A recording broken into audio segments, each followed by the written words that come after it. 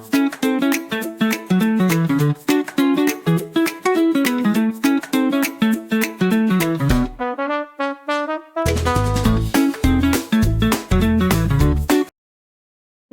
we will study chapter 10. Our chapter 10 name is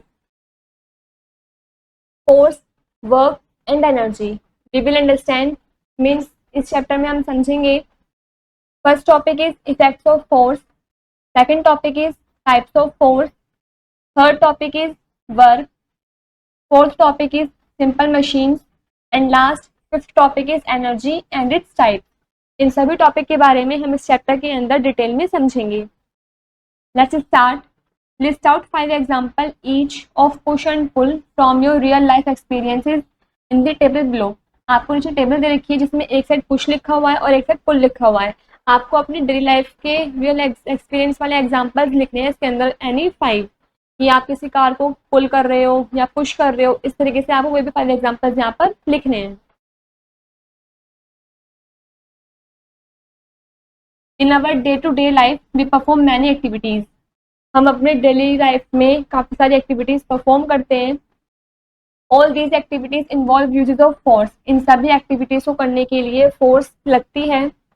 For example, if we kick a ball, the ball moves. यदि हम ball में kick कर मारते हैं तो वो बॉल मूव करेगी. What makes a ball to move? वो बॉल मूव कैसे हुई, उसको मूव किसने करवाया? It is the force of for our feet that moved the ball. ये फोर्स थी हमारे फीट की जो हमने इस बॉल पर मारी और वो बॉल मूव करने लगी. Different kind of forces act continuously on all objects. अलग अलग तरीके की फोर्स जो होती हैं वो कंटिन्यूसली सभी ऑब्जेक्ट्स पर लगती रहती हैं. Effects of force. Any pull और push that acts on an object is an example of force. अगर किसी ऑब्जेक्ट पर इफेक्ट पड़ रहा हो पुश करने का या पुल करने का तो वो एग्जाम्पल है फोर्स का. When we apply force, यदि हम फोर्स अप्लाई करते हैं it can have different effects on objects. तो ऑब्जेक्ट्स पर काफ़ी अलग अलग तरीके के इफेक्ट्स भी आ जाएंगे. First is force can move objects. जो फोर्स है वो ऑब्जेक्ट्स को मूव करवा सकता है. A ball moves when we kick it. एक बॉल मूव करने लगेगी यदि हम उसको किक करेंगे तो.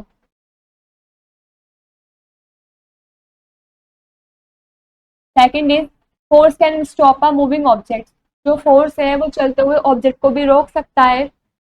अब ball stops moving when we catch it. जो मूविंग बॉल है वो रुक जाएगी यदि हम उसको कैच कर लेंगे तो. Third point, force can change the direction of a moving object. जो फोर्स होती है वो चलते हुए ऑब्जेक्ट की डायरेक्शन को भी चेंज कर सकते हैं. A football player kicks a moving ball to change its direction. जो फुटबॉल प्लेयर होता है वो फुटबॉल पे किक मारता है फुटबॉल की डायरेक्शन चेंज करने के लिए. Fourth point, force can change the shape of an object. जो फोर्स है वो किसी भी ऑब्जेक्ट की शेप को भी चेंज कर सकता है. The shape of chapati dough change when we press it. जो चपाती का डो होता है उसकी शेप चेंज हो जाती है यदि हम उसको प्रेस करेंगे तो, मतलब दबाएंगे तो. Types of forces. There are many types of force in nature. हमारे नेचर के अंदर काफ़ी सारे फोर्स के टाइप्स होते हैं. Muscular force, gravitational force and frictional force are the 3 common forces. ये कुछ आपको 3 कॉमन फोर्सेस के नेम दे रखे थे जो कि नेचर के अंदर रिप्रेजेंट होते हैं. First is gravity. What happens when we throw a ball up into the air. क्या होगा यदि हम एक बॉल को ऊपर की तरफ फेंके तो. It first rises up then seems to stop and then falls to the ground. वो सबसे पहले ऊपर की तरफ जाएगी, ऊपर जाके वो रुक जाएगी, उसके बाद वो वापस से नीचे गिरने स्टार्ट कर देगी. Why does it fall down. वो बॉल जो है ऊपर जाने के बाद नीचे क्यों गिरती है. Why does not it keep going upward. वो बॉल जो है वो ऊपर ही क्यों नहीं रहती है. This is because of the force of gravity. Force of gravity की वजह से वो जो बॉल है वो ऊपर के बाद सीधा नीचे आती है, ऊपर ही नहीं रुकती है. The force that pools objects downwards towards the centre of the earth is called gravity. वो फोर्स जो किसी भी ऑब्जेक्ट को नीचे की तरफ खींचती है सेंटर ऑफ अर्थ से, उसको हम ग्रेविटी बोलते हैं. Fact 5.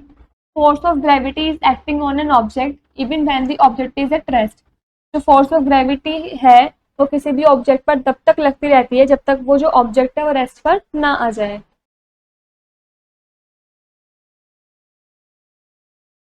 When you throw a ball up, you throw it with a lot of force more than the force of gravity.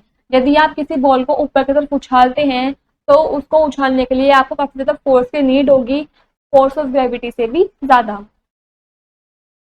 तो इट राइजेस, इसलिए वो ऊपर की तरफ जाती है। As the ball moves up it loses this force and then gravity pulls it down. जैसे ही बॉल ऊपर की तरफ जाती है वो अपनी फोर्स को लॉस कर देती है और जो ग्रेविटी होती है वो उसको नीचे की तरफ खींच लेती है। Next is friction. When two surfaces are in contact with each other, यदि दो सरफेसेस एक दूसरे के कांटेक्ट में आ रहे हैं, they exert a force called the force of friction on each other. तो वो एक फोर्स एक्सर्ट करेंगे जिसको हम फोर्स ऑफ फ्रिक्शन बोलते हैं एक दूसरे की। Each surface exert a force in the opposite direction to the other. हर एक सरफेस एक्सर्ट करेगा फोर्स को दूसरी डायरेक्शन की तरफ एक दूसरे पर। तो each force resist the motion of one surface on the other. जो फोर्स है दोनों सरफेस पे जो लग रही है वो रेसिस्ट कर देगा। Friction slows down the movement. जो फ्रिक्शन है वो उस मूवमेंट को स्लो कर देगा। This is friction.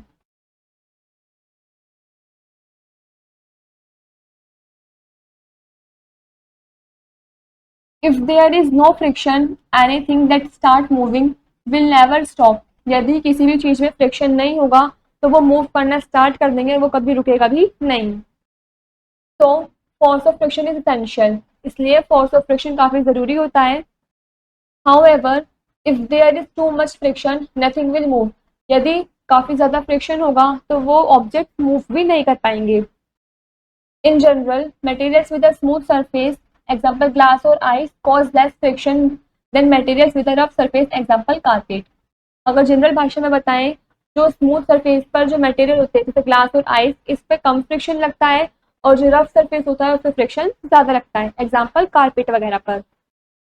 Next is work. When we use force on an object and the object moves through a distance, we say that work is done. यदि हम force का यूज करते हैं किसी भी ऑब्जेक्ट पर और वो ऑब्जेक्ट कुछ डिस्टेंस के लिए मूव करने लगता है, तब हम कहते हैं कि यहाँ पर वर्क डन हो गया है। Work is said to be done only when the object on which the force is applied moves through a distance. जब वर्क डन हम तभी बोलेंगे किसी भी ऑब्जेक्ट के लिए जब उसमें हम फोर्स अप्लाई कर रहे हैं और वो ऑब्जेक्ट मूव कर रहा है कुछ डिस्टेंस तक। Work is not said to be done if we are standing still while carrying a load or when we try pushing a wall or a tree.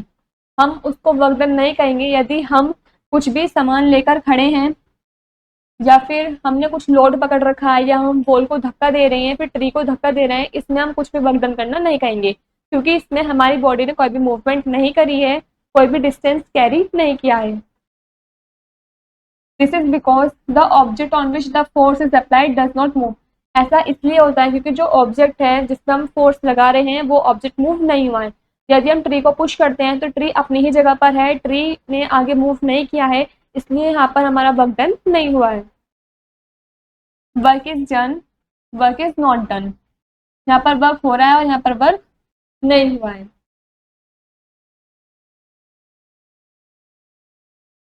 Next is simple machines.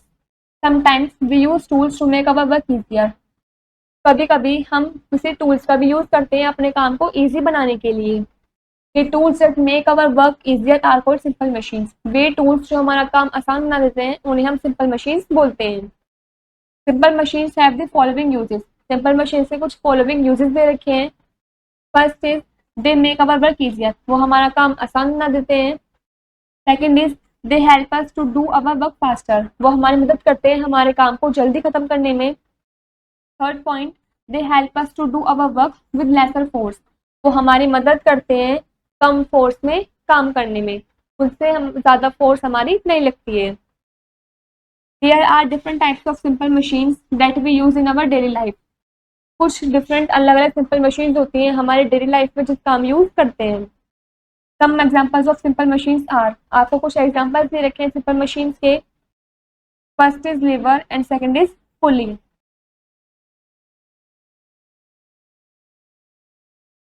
Third is incline plane, fourth is screw and last fifth is wheel and axle. First is lever. A lever is simply a bar resting on a support on which it can move. एक liver एक simply बार होता है जो resting में होता है और वो किसी भी ऑब्जेक्ट को सपोर्ट करता है मूव करवाने में, like this. A lever is use to move heavy objects with lesser force. जो लीवर होता है उसका यूज हम हैवी ऑब्जेक्ट को मूव करवाने में करते हैं कम फोर्स के साथ। It is also use for cutting things and opening lids. इसका यूज हम चीजों को काटने में या लिड्स को खोलने में भी करते हैं। Scissors, hammers and bottle openers are example of levers. ये सभी लीवर्स के एग्जाम्पल हैं। Scissor, bottle opener, next pulley. A pulley is made up of a wheel and a rope. जो पुली है वो व्हील और रोप से बनता है। अ पुले इज यूज्ड फॉर लिफ्टिंग और लॉवरिंग हैवी ऑब्जेक्ट्स। पुले का यूज हम किसी भी चीज को उठाने में या फिर हैवी ऑब्जेक्ट्स को नीचे ले जाने में करते हैं। This is pulley. Let's do it. This is an activity.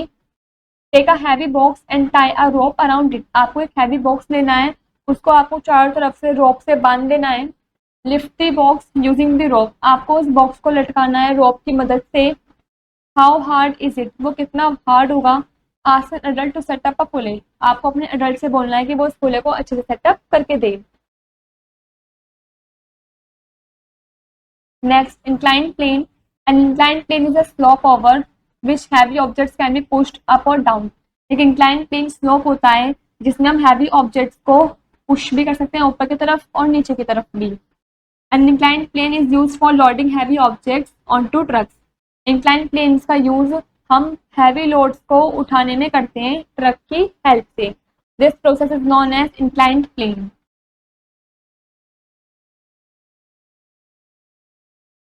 Next is screw. A screw looks like a nail with grooves cut into it. जो स्क्रू है वो बिल्कुल नेल की तरह दिखता है। This is screw. The grooves run along the length of the nail. जो grooves है वो उस नेल के लेंथ में रन करता रहता है। A screw is usually used for holding objects together. Screw का यूज हम चीजों को होल्ड करने में करते हैं। Some screw are also used for lifting things. कुछ स्क्रू का यूज हम चीजों को लिफ्ट करवाने में भी करते हैं। Next is wheel and axle. A wheel and axle is simply a wheel connected to a rod called the axle. जो एक व्हील और एक्सेल होता है वो सिंपली व्हील होता है जो रोड से कनेक्ट हुआ वो होता है, उसको हम एक्सेल बोलते हैं। This is wheel and this is axle. This is wheel and axle. Wheel and axle is used in bicycles, fans, windmills and steering wheels. Wheel और axle का यूज हम बाइसिकल में, फैंस में, विंडमिल्स में या steering wheels में करते हैं।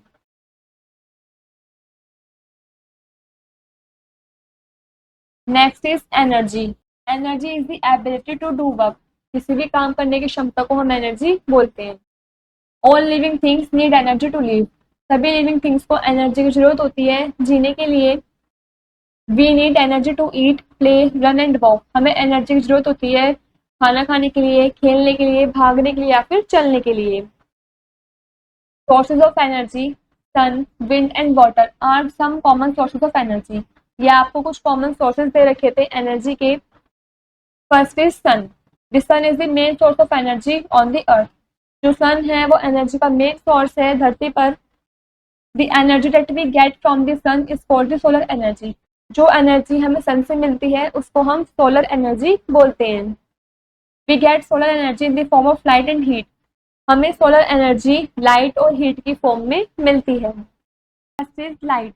The sun is the main source of natural light. जो सन है वो नेचुरल मेन सोर्स है नेचुरल लाइट का। जो सन है वो मेन सोर्स है नेचुरल लाइट का। Sunlight is used by plants for photosynthesis. Sunlight का यूज प्लांट्स के द्वारा भी होता है फोटोसिंथेसिस के लिए। It can also be use to generate electricity. इसका यूज हम इलेक्ट्रिसिटी जनरेट करने में भी करते हैं। Second is heat. The sun is also the main source of heat. जो सन है वो हीट का भी मेन सोर्स है। The water is heated and the food is cooked through the solar heaters and solar cookers respectively. जो पानी हम गर्म करते हैं या फूड हम बनाते हैं वो सोलर हीटर्स या फिर सोलर कुकर की मदद से ही करते हैं। This is solar heater use to heat water. जो सोलर हीटर है जिसका यूज हम पानी को गर्म करने में करते हैं।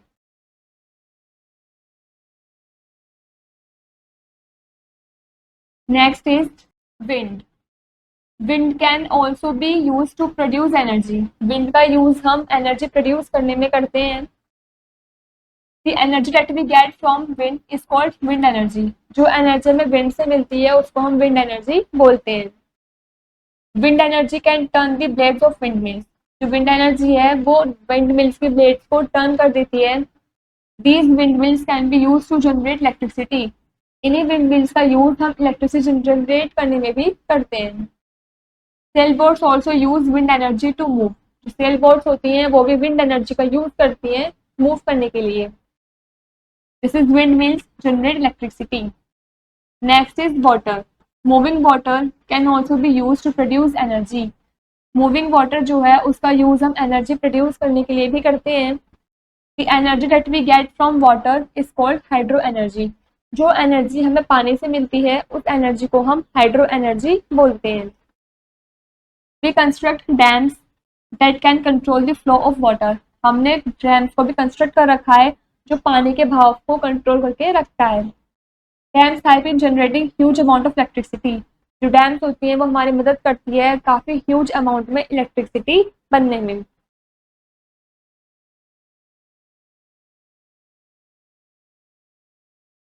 There are many other forms of energy in nature as well. Nature के अंदर काफ़ी सारी अलग अलग फॉर्म्स होती हैं एनर्जी की.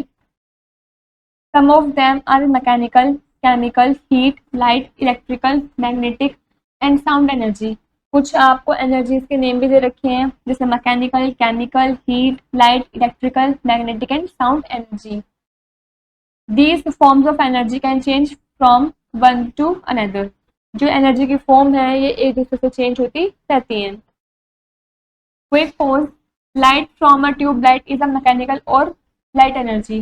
जो लाइट है ट्यूबलाइट की वो मैकेनिकल एनर्जी है या फिर लाइट एनर्जी है. इसका आंसर आपको खुद से देना है.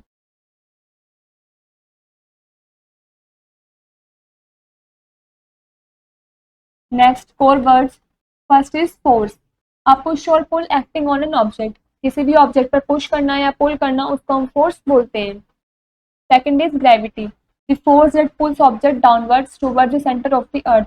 वो फोर्स जो किसी भी ऑब्जेक्ट को डाउनवर्ड्स की तरफ खींचती हो सेंटर ऑफ अर्थ से उसको हम ग्रेविटी बोलते हैं. Third is friction. The force that is present when two things are in contact with each other. वो फोर्स प्रेजेंट होती है किसी भी दो थिंग्स के बीच में जब वो एक दूसरे के कांटेक्ट में आ रहे हो. Fourth is work. Work is said to be done when a force applied on an object causes it to move in the direction of the force applied. Work done हम तभी बोलेंगे जब किसी भी ऑब्जेक्ट पर फोर्स अप्लाइड हो रही हो और वो ऑब्जेक्ट अपने डायरेक्शन चेंज कर रहा हो, मूव कर रहा हो, उसको हम वर्क बोलेंगे. Next is energy. The ability to do work. काम करने की क्षमता को हम एनर्जी बोलते हैं. Last is solar energy. The energy that we get from the sun. वो एनर्जी जो हमें सन से मिलती है उसको हम सोलर एनर्जी बोलते हैं. Next, in a nutshell, first point, any pull और push that acts on an object is an example of force. किसी भी ऑब्जेक्ट पर पुश या पुल करना वो एग्जांपल है फोर्स का. Second is the force that pools object downwards towards the centre of the earth is called gravity. किसी भी ऑब्जेक्ट को धरती की तरफ नीचे खींचना, पुल करना, उसको हम ग्रेविटी बोलते हैं. Third is the tools that make our work easier are called simple machine. वे टूल्स जो हमारा काम आसान बना देते हैं उनको हम सिंपल मशीन बोलते हैं. Fourth point, energy is the ability to do work. Energy वो होती है किसी भी काम करने की क्षमता को हम एनर्जी बोलते हैं. Last, fifth point, sun, wind and water are some common sources of energy. ये कुछ कॉमन सोर्सेज हैं एनर्जी के. यहाँ पर हमारा ये वाला चैप्टर कंप्लीट होता है.